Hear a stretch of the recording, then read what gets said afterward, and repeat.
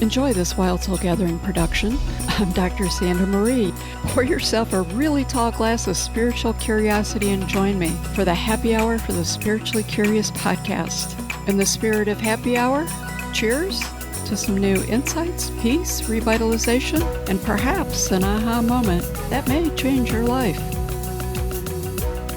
Welcome, I'm Dr. Sandra Marie, your host for today's show. And we're honored to welcome a true trailblazer in the holistic wellness, Dr. Njideka, a master reflexologist, an educator and founder of the Focus on Healing Wellness Institute. With over 4 decades of experience, she is on a mission to transform how we approach pain, offering a medication-free, addiction-free alternative through her innovative Pain Relief First method. As the creator of the Pain Relief First movement, she's providing powerful tools to help chronic pain sufferers and their caregivers reclaim wellness before turning to a conventional treatment. Her work bridges the best of ancient healing traditions and a modern science, offering practical, easy-to-learn techniques that address everything from stress and circulation to detoxification and emotional well-being. Dr. Njideka's book, Reflexology Today, A Family Affair, is more than a guide. It's a movement towards family-centered healing, bringing the power of touch to every generation from infants to elders. With her vibrant energy, deep wisdom, and passion for community healing, she's tackling everything from the opioid crisis to mental health with compassion, education, and joy. Get ready to explore a radically empowering path to pain relief, wellness, and wholeness, one healing touch at a time. Welcome to the show, Dr. Njideka. Thank you so very much for that beautiful and elegant introduction. I really thank you, and I'm looking forward to sharing with your listeners. Oh, this is going to be a great show because these are really very real, big real world problems that are out there that people are desperate to find some help with. What inspired your journey into the holistic pain relief? Well, it goes back to when I was a child. I grew up with what's known as home remedies. And back then, doctors used to come to your home for visits. You didn't go to the office, they came to you. And as a child, me seeing a doctor coming to me, I said, oh, wow, that's something I want to do when I grow up. To me, they were healers. And I had said I wanted to be a healer. But by the time I got to school, I got a kind of a different reality. That wasn't where I wanted to go. So I eventually changed my career choice and became a social worker. And I did social work covering the whole gambit from infants to seniors with every social service program that existed. But while I was a social worker, the one thing that concerned me more than anything is that people were always going to the emergency room for their doctor. And I said, something's wrong with this picture. And then the urge came back up again. I want to be a doctor. And at that time, natural and alternative approaches were opening up. And so I went back to school and became a naturopathic practitioner. But before I was a naturopathic practitioner, I had already knew about reflexology. So I just integrated that into my practice. And from there, it evolved into me looking at focusing on reflexology and connecting it with pain relief. Oh, wow, that's beautiful. And I'm going to give you a shout out because I have worked hand in hand in healthcare and acute care situations with social workers. When I moved out of my emergency room career as a staff nurse, I actually got into case management, was a director of case management, and I could have never been successful without my social worker colleagues who honestly just problem solved the impossible with some new miracle every day. So I just, as soon as you said that, my heart just blew up with warmth for you. So thank you. Thank you. You have helped thousands of people through your touch. You've been doing this a long time. What makes touch such a potent tool for healing? Well, before I answer your question, I'm going to give you an accolade. In order for us to do reflexology and for reflexology to be what it is today, I have to give thanks to the nurses because they came on board with what's known as healing touch. And it's through healing touch that we were able to evolve in terms of where we are in introducing reflexology in the whole health arena. So we got a connection hand in hand. That we do in more ways than one, for sure. So much gratitude. Thank you. I love the synchronicities of life. So how does your work really bridge that gap between the conventional medicine and natural healing practices? So people have heard a lot about naturopathic care, but I'm always uncertain what they really think about it or how much they truly understand it. Approach to naturopathic as a practice in terms of healing care. It's about looking at how you connect the pain and stress connection with the mind, body, and spirit connection. So that's the all approach when we start talking about the practice of naturopathic as it relates to putting a holistic approach together, focusing on pain and stress, which is connected to mind, body, spirit connection, and wellness. And so once you understand that whole concept, you're now able to put together what we like to call a holistic natural approach in terms of, I also like to say, where the patient and the practitioner are connected in oneness, working collectively and cooperatively together in the treatment process. Critical, so powerful. I almost want to have you just repeat that once more because it's everything. In your experience, why is it so important to offer alternatives to medication and managing chronic pain? The reason I believe is because you don't have pain without stress, and you don't have stress without pain. The two go hand in hand.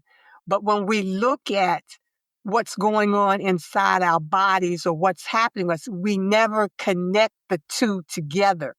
And when I say that, in terms of working with my clients and my patients, the first tool to putting together a treatment plan begins with touch. That's why I focus on touch.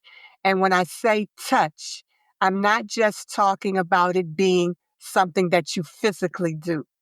Touch covers a whole vast area. It can be mental, it can be spiritual, it can be emotional, but it's all about touch.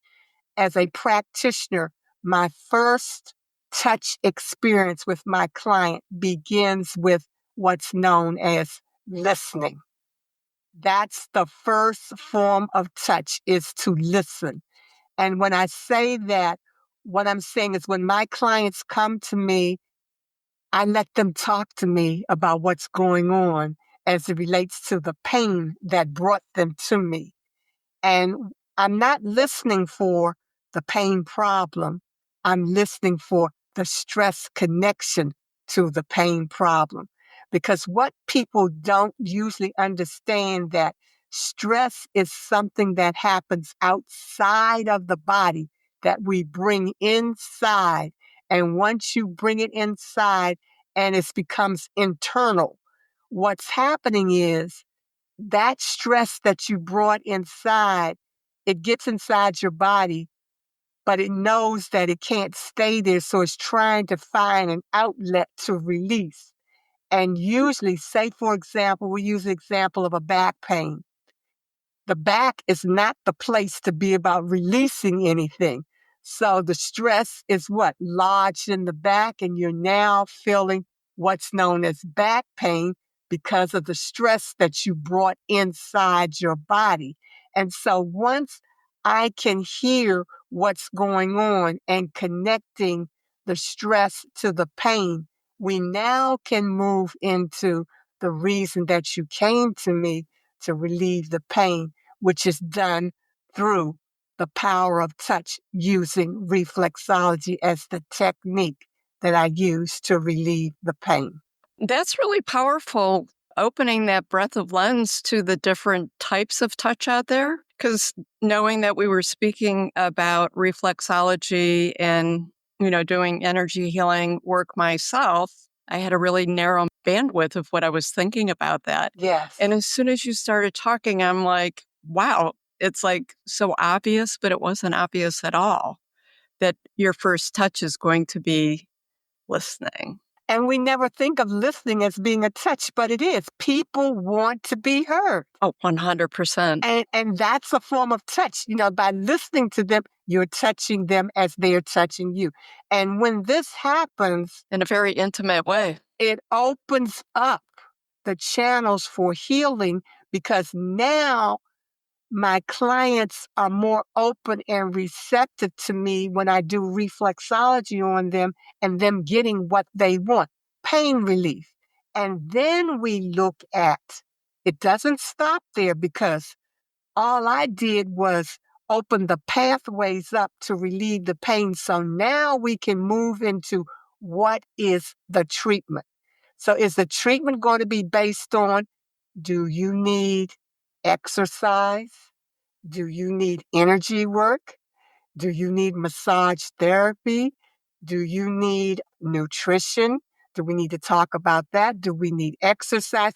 It's a whole combination, because there's no one particular therapy that can do it all. It's got to be a collective effort, but it can only begin when we see where the pain problem is and what the pain is asking for you to provide it, so it can start its own natural healing process.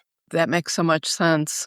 So you emphasize the pain relief first before treatment, meaning a more traditional type of treatment when I say that, because your approach is a treatment.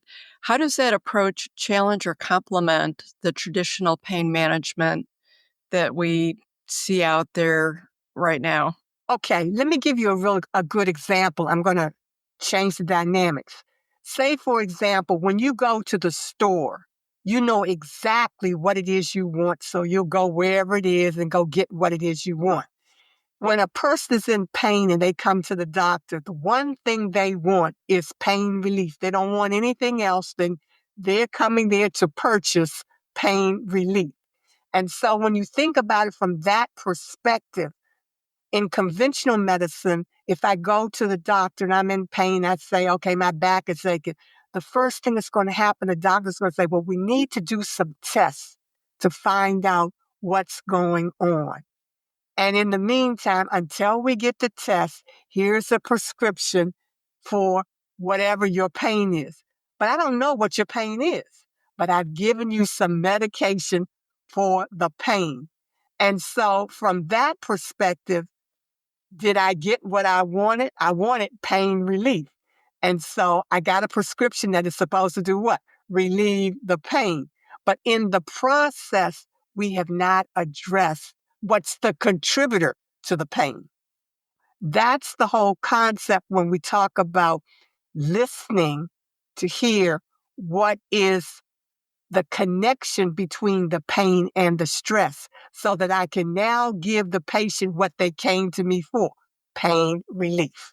Well, that makes so much sense, because basically, and we see this all the time in healthcare, where things are being treated before you even know what that thing is. Exactly. That's out there. And a lot of it, comes down to education and Yes. also consumer demand. So that being said, usually that prescription's an opioid as a rule, or historically it was. I will say, not on a major level. We're starting to see some different alternative type of Yes. medications, but the opioid crisis is global. And from my perspective, I believe it's pandemic proportions, to be very honest with you. I've watched it just destroy so many lives. And I'll be honest, I think that every single human being out there has been touched on some level by an opioid death. Most definitely. Most definitely. That is very crucial, because you don't get spared that when it comes to someone suffering in pain. For me, that's what led me to look at reflexology as an alternative, because I lost a lot of colleagues. I lost a lot of family members.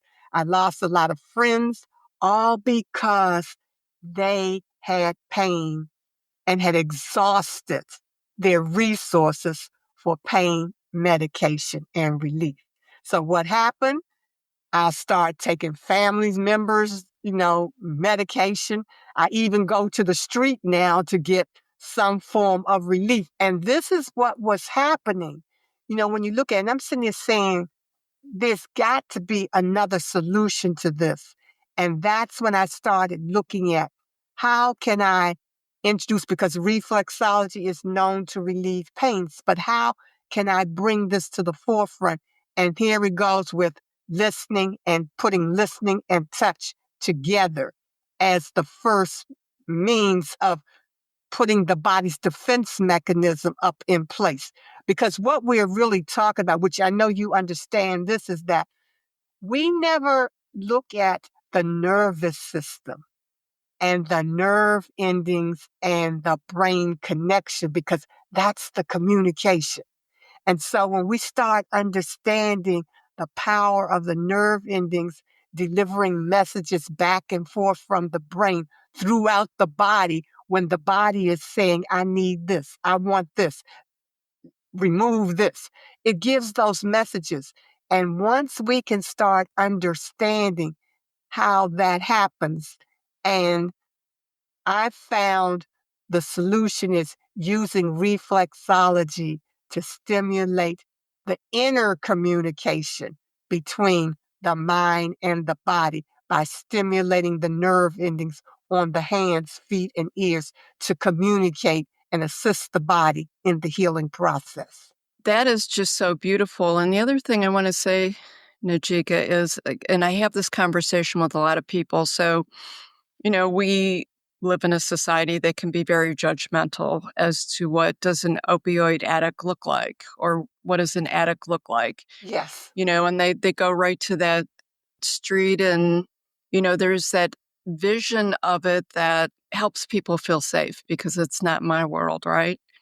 The truth of this is healthcare needs to own this opioid crisis because most of it has started in the healthcare. I was a director who oversaw inpatient and outpatient addiction areas for a major hospital system in the US. And let me tell you, I got phone calls from physicians, Yes. from CEOs, Yes. from people at the Chevy plant, from people. This is one disease that there's no one it does not touch.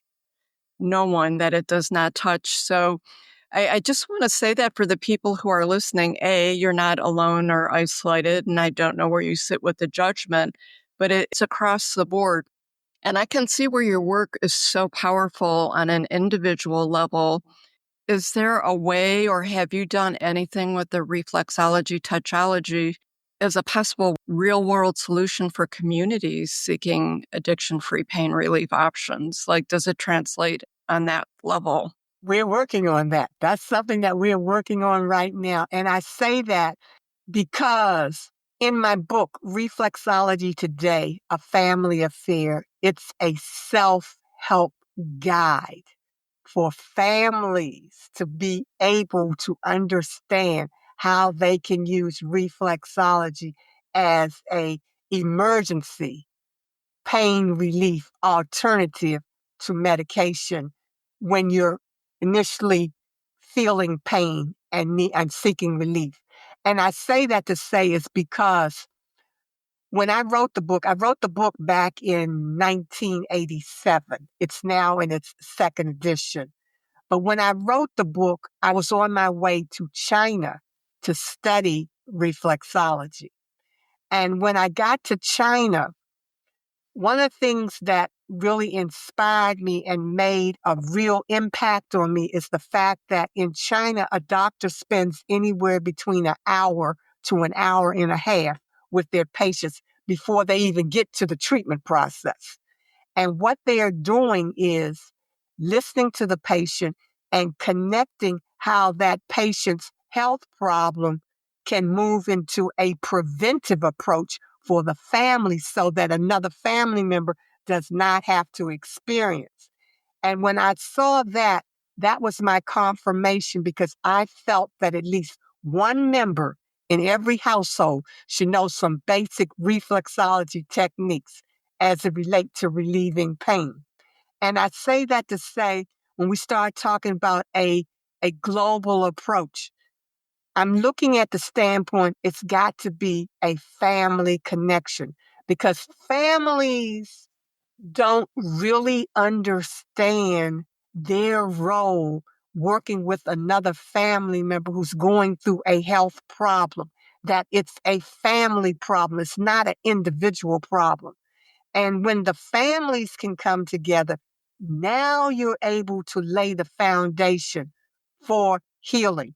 If that family member is dealing with pain because of something in the body, remember I said it's something that happened outside of the body. So if we all come together in terms of being supportive of relieving the stress, whatever it is, just through the power of touch, changes lives and makes big differences. I say that because it started out with the opiate epidemic. But if we look at what's happening right now, we have another serious problem, and that's young people. Young people are dealing with so much pain and stress that we cannot possibly imagine what they're going through, and they're going through it alone because no one has shared with them ways to relieve stress and pain. And that's where this comes in terms of learning how to use the power of touch to relieve stress and pain. And it's a family affair. 100%. And you bring up another pandemic, and that's the suicide of our youth. Yes. Which is at a rate that we've never seen before. Yes. It's a real thing, and it's very powerful. So just to build on that, with the rising levels of the family stress and mental health challenges out there, how can they use the reflexology to empower themselves and the caregivers and parents? Because it really does transcend. I love how you go like from infant to our elderly and end of life with it. How can reflexology empower the caregivers and parents to support their loved ones in really just simple, nurturing ways? I think one of the best ways is learning how to see your body and see the body as one of two things. And this is what will help you. You either see your body as a temple or as a warehouse. A warehouse is where you store stuff. A temple is something sacred. And if you start seeing your body as something that's sacred, if you see it for yourself, you'll see it for others as well. And to add to that, I use this little analogy with my clients and patients. I say, you know how the automobile operates. You go buy your car, and the salesperson say, at this particular time it needs a maintenance and you got to go do that. Or if you hear some little clanking in the car, you're going to go to the mechanic and tell the mechanic what's going on. If the engine light comes on, you're going to rush it. You got to understand that the automobile is a carbon copy of your body. It operates exactly the same way. When you understand that concept, if you value your automobile, you're going to learn how to value your body, which the automobile copied the dynamics and the diagram of your body in order for it to be created. So the same energy you put into your automobile, you need to put that same energy into understanding your body. And when you do that, now you're laying the foundation, which means I've got to give myself some touch. I've got to touch myself. I've got to touch others. Because when we start talking about touch, say, for example, just being able to give somebody a smile is a touch. And that can be healing to somebody who's feeling down, and all of a sudden you just smiled at them and they picked up that energy. Going through the door and holding it for somebody. Or no, somebody opens the door for you and you go through and you just say, thank you. And that just made somebody's day. That's a healing touch. One I always like to use is being in rush hour traffic and you know you need to get over and nobody's going to let you over. And then somebody opens up a way for you and you just raise up your hand so they could see as a form of thank you. And you may have made their day because somebody acknowledged me today. These are all healing techniques that deals with touch. And that's what we got to get back to. This is my unscientific study. When we were in the pandemic for 2.5 years, the one thing the pandemic did, it stopped all forms of touch. And I feel that most people who made transition during that time did it because I couldn't see my family member. I couldn't touch my family member. I couldn't connect or communicate. All of those were touching points. And those touching points were things that could have uplifted them and been just the little healing nudge that they needed to be able to move forward. Even now that we're coming out of, a lot of us are still in pandemic shock. It was a trauma, and we're still going through that so that we are not fully touching each other, and we need it so badly. And that's why we're in what I call the crisis that we're going through now, because we're not touching each other in some form of way that can bring about a healing that somebody needs. That makes so much sense. And I've never connected those dots. And as you were talking, because I was in the Navajo and Zuni nations during the pandemic, and you're right, it's not over. And it's still out there and people still have hesitancies. It just as you were talking, I thought that went right over my head, but it's in my face. And that makes sense as to all this fear and this anxiety and, feeling alone and isolated with it. So thank you for that. For someone listening who may feel stuck in the cycle of pain, what's the first step they can take towards reclaiming their wellness? The one thing I say first is we always have to look at our mindset. And that's something that we have a difficult time in understanding. It's the power of the word. It's the power of our thoughts that puts us in the situations because we overthink a lot of things when we need to look at what's going on in our heart. What is your heart feeling?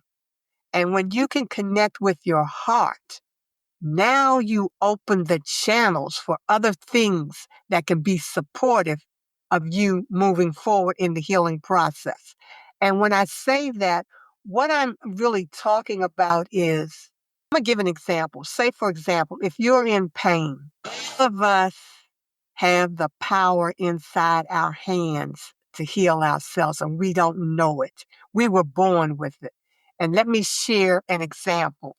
Everybody has experienced reflexology and they may not know that they have experienced it, but everybody has. If you were ever a child or if you are a parent and you can go back and remember the little episode that says, this little piggy was your first exposure to reflexology and you did not know that. Because all of the nerve endings in the head are found in the toes and in the fingers. And when you were turning the toes with this little piggy went to the market and this little piggy stayed home, what you were doing were activating the nerve endings inside your head that was sending the message, relax, calm down. And as a child, you're experiencing that. What happened? Some babies would go to sleep. Some would just get happy and be ticklish about it. And some would just be calm because you had activated the nerve endings inside your head to release the body's natural pain relievers known as endorphins. And that's the first step. And so when I say that is, if you are feeling stressed and you need relief, here inside the palm of your hand, you take your thumb, and then all you do is just start walking across the palm of your hand. You don't know what nerve ending you're working, but what you're doing is you're sending the message. I need some relief. I'm stressful. I need to calm down. And just by doing that, activates the nerve endings to bring about some relief, and you'll then start feeling better. Just that, because what you do, you touched yourself. You stimulate the nerve endings to send a message to the brain. There's stress going on in the body, so we gotta send some relief, and that's what it does. And those are just some little basic things. You can even do the same thing on the back of your hand. Just get in the habit of when you start feeling stressful, take a deep breath, inhale, exhale, relief, and then just start walking with your fingers across the back of your hand, and then take your thumb, walk on the palm of your hand. And this brings a calmness. This slows the body down. This brings about relaxation. And this is what you can call your mini de-stressor. Wow, that is so practical and easy, and it doesn't cost anything. So thank you so much for that. It's very basic. And to help your listeners understand the whole concept, let me use the example about your funny bone on your elbow. When you hit that funny bone, what's the first thing you're going to do? Probably grab it. Now, so you're going to do something before you grab it. What's the first thing? Go ouch. Yes, you're going to say, ouch. I would probably say a word that I shouldn't say on. That's what I say. It could be nice or it could be not so nice. But the thing is, you're going to do. I know exactly what I would say, but I won't say it on the show. It's a verbal release. The first thing is going to be a verbal release, because what that's doing is now the nerve endings have just sent a message to the brain. We got trauma, we got trauma, we got trauma. And then the brain is going to send a message back down through the nerves, and then your hand is going to automatically go on that area and start rubbing it. Message from the nerve ending goes back up to the brain. Release the pain relievers, release the pain relievers, and just that rubbing is going to bring some comfort. That's how reflexology operates. It's that same concept. It's communicating through the nerve endings to the brain what needs to be done to assist the body in the healing process. And that's what we do. Awesome. That's so tangible and logical.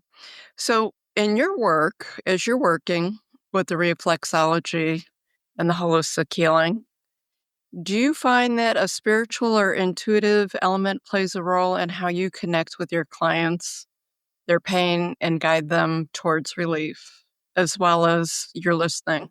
Most definitely, because this is what I tell my clients, and I know they don't understand this, but when I see my clients, I don't see their health problem. I don't see them as being unhealthy. I don't see them being diseased. I see them as being whole and well. And by seeing that is when we talk about dealing with the energy, I'm empowering through my hands to work with the body in assisting it in the healing process. Because, see, that's one of the things that I want the listeners to understand, that when you go to your practitioner, you have to go to your practitioner not like you go to the mechanic when you take your automobile. You have to go to your practitioner, telling your practitioner where you are experiencing the pain, and then working with your practitioner in assisting the body in relieving the pain so that the body can now naturally heal itself. So it's a two-way street. It's a give and a receive and a give. So which means that you are working with your practitioner to get the results that you want. So it's not all in the lap of the practitioner to be the sole source for your healing process. How has your own personal journey, whether spiritual, intuitive, or experiential, influenced the way you show up as a healer and a teacher? That's so You talked a little bit about being, as a kid, your interest got piqued, but on the journey, how does that look? If I look at my own personal growth, one of the things that I would say really put me on this path was I was also interested in my ancestral connection. I wanted to know how I was connected ancestrally to what it is I'm supposed to do and where I'm supposed to go. Ancestrally, I have Nigerian ancestry as well as I have Native American Cherokee ancestry. For my African ancestry, I got to spend time in Nigeria studying reflexology. That was my first exposure to reflexology, really. When I went to Nigeria way back when, I wanted to go to the bush. And I didn't want to be in the urban environment. I wanted to be in the bush where you actually saw a natural healing process. So that was like my first introduction, being able to spend time in the bush learning about the healing practices and process. Then I had the opportunity to deal with my Native American experience. And that was really quite interesting because I went to Spokane and it was what we called a vision quest. So I did a vision quest. And during the vision quest, coming from an urban environment, didn't know anything about outdoors and that kind of natural experience. They placed you on a spot on the mountain and you're there by yourself. You had to be fasting as well. So the only thing you had was water. You had to sleep outdoors with in a sleeping bag. And some said, oh, wow. My major fear was snakes. That's what I was afraid of that I was going to have to deal with. But the interesting part of that whole experience, which I think was the real essence of my journey, was the fact that we had to write a journal while we were dealing with this experience. And so every day a woodpecker was always coming. Along with that were butterflies that were always coming at a specific time throughout the day. And so at the end of the episode, so we were up there for about a week. It was a week. It was a whole week. But you could come down at any time. You didn't have to stay. And so my competitive nature kicked in. And so I stayed the whole week. And little did I know that by the time I came down, I was the only one that stayed the whole week. And these were other people who were dealing with outdoors, and I had never did outdoors. And it was because of that experience when I got the interpretation of what was going on. The woodpecker was dealing with the fact that I was told that that was about the drumming. That was the drumming connection. I always liked drums. So that's what that was about. And the butterfly was saying that I was a part of the butterfly clan. I belonged to the butterflies. But I was also told that it was that experience that I was to do something with my hands. At that time, I thought, okay, well, maybe they're talking about massage. And so I went to massage and I didn't like massage.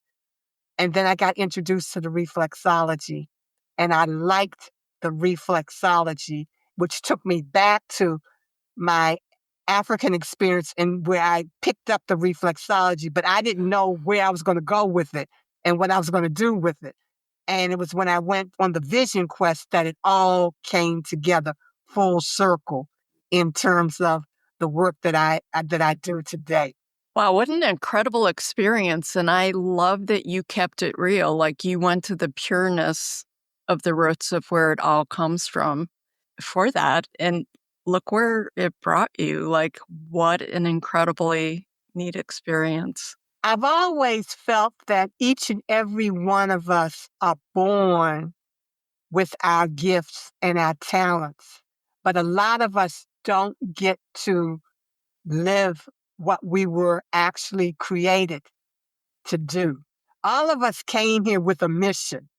Now, some of us get to pursue it and some of us don't. And I always look at it as that whatever your mission is, That's the rent that you pay for being here on earth. And that's how I look at it. So what I do is the rent that I'm paying for my experience here on earth in terms of being able to give, share, and receive. I wholeheartedly believe that to be the truth. So I'm right there with you on that. You have a really cool blog on your website. Can you talk a little bit about your blog that talked about laughter and healing? Yes. One of the things that we miss out on, and that is one of the foundations for healing, is laughter. And to be able to laugh opens up all of the channels inside your body for healing. Because when you laugh, you have just released all of the powerful healing energies, the healing cells to the muscle. Because laughter affects every organ and every system in the body, giving it what it needs. And guess what? It's free. Absolutely. It nurtures every cell, every organ, every ligament, every bone, every muscle. That's the best healing medicine that you could ever give yourself. It's laughter. And I mean, I'm talking about really serious laughter. I tell my clients, you're going to have to learn how to break out and let that little girl and little boy inside come out and play.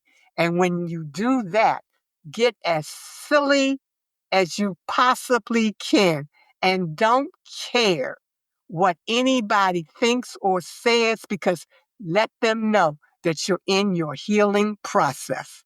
I agree. I think a good belly laugh is like one of the biggest hidden secrets that are out there. Yes. And the power of the healing with it is just off the charts. It's just such a hidden secret. And people just don't realize. And if you ever think about the time you had a really good laugh and you think about it and really know that, you know what, I really feel good behind this. You just release tons of stress you've been holding on to. Just with that laugh, you released so much. I agree. And if you could just have a belly laugh once in a while to know that I'm in my healing mode. There you go. What practices do you recommend for maintaining balance in today's fast-paced and honestly many times unpredictable world? Well, the first thing that we all have to understand is we've got to learn how to breathe. We've got to learn how to do deep breathing. And you've got to put that in your schedule sometime during the day. Breathe. So schedule it. Because that's another form of releasing, to be able to deep breathe. Then I would say do some walking. Get outside. And if you possibly can, go barefooted on the ground and walk and let your feet touch the earth so that the earth can give to you all of its healing energy coming straight through all of the cells from the bottom of your feet that will rise all the way up to the top of your head. You'd be surprised how that works. Something that they tell you not to do, but let the sun touch you sometime. The sun is a healing tool that doesn't cost anything and will give you the recharging that your nervous system needs. That comes from the sun. And walking, breathing, laughing, drinking water. Water helps to flush the system. Drink water. And when you drink the water in a frame of being thankful and grateful. When you drink water, be in a state of thanksgiving. So now you're empowering the water to be a healing tool, because what? It's now purifying. And those are like, some 4 basic things that you can do as a part of your healing regimen. I love it, and they're basic and easy. There's a lot coming out now about the healing and powerful abilities of water, and water being a crystal and how it Yes. carries messages, and Yes. those are healing messages, so thanks for bringing that up. And Njideka, for the listeners who would like to work with you, what would that look like and how would they connect with you? First of all, to connect with me, you can go to my website, focusonhealing.com.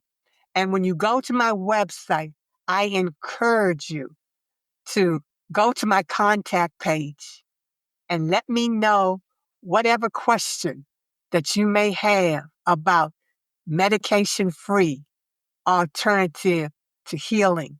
Ask me any question you want. Any question that you may have that you're experiencing some pain that you want to just know a little something about, put it in the comment section. Trust me, I get back to you because I love to hear from you. The other thing is my book, Reflexology Today. It's in hard copy and it's also in ebook form. And you can get that on my website. You can download it from my website and you can order from my website, focusonhealing.com. The other thing, Dr. Sandra, I give to you, in the African tradition, when you visit someone's home, you bring a gift. And I have a gift for you and your listeners. I have put together a poster on medication-free alternatives in relieving pain and stress. And it's a download. And all you do is you go to reflexology.com and download that poster to help you with letting you know various medication-free alternatives that are available for you. Thank you so much. And that is such a powerful gift that could literally save lives. Thank you.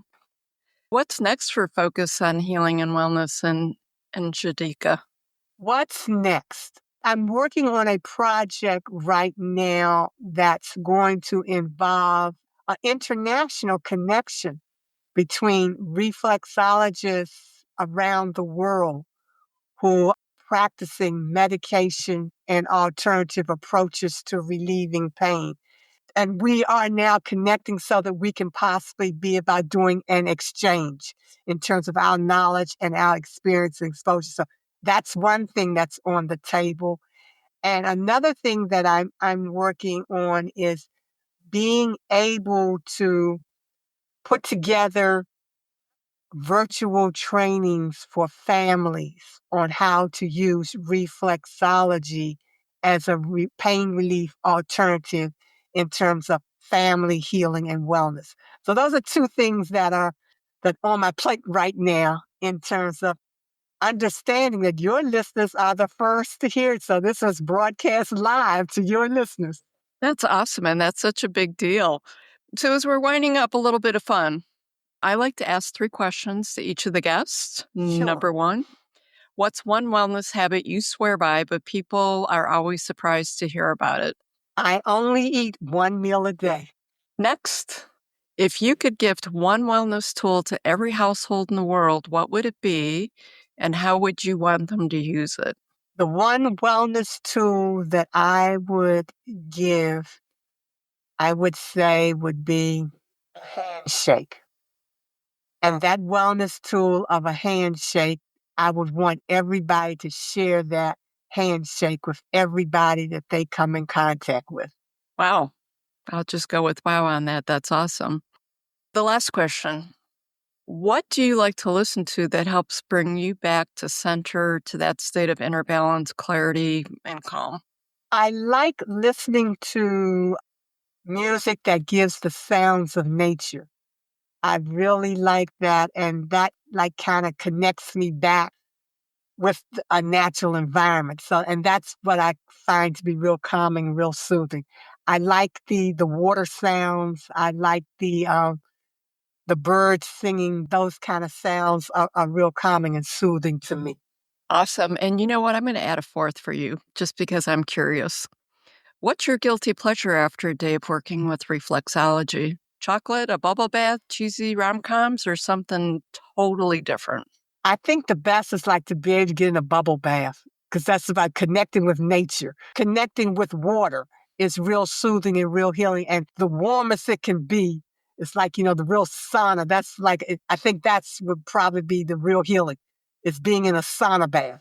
Oh, I love it. Any last thoughts before we finish up? What I would leave my inspirational message to everyone is to always remember that it's the power of touch that heals all. Remember to touch somebody and be thankful. Give thanks and touch somebody, because that's where healing begins. And Njideka, it has truly, and I say this sincerely, been an honor to have you on the show and to meet you. Much gratitude for all your wisdom and insights today, and truly all you're doing to help others live their best lives. Thank you for being on the show. And for all our listeners out there, a big thank you for taking time out of your day to join us. Until next time, remember, embrace that wild soul. Thanks again. Thank you. My honor. Thank you for joining us for this episode of Wild Soul Gatherings Happy Hour for the Spiritually Curious. To learn more about our guests, please go to our website, wildsoulsgathering.com. We're very eager to hear from our listeners what you thought of the episode, topics you might like us to cover in the future, your thoughts on spirituality, questions you may have. Please feel free to send us an email at wildsoulsgathering@gmail.com. This is your host, Dr. Sandra Marie, sending each of you peace and love. Until we meet again, embrace your wild soul.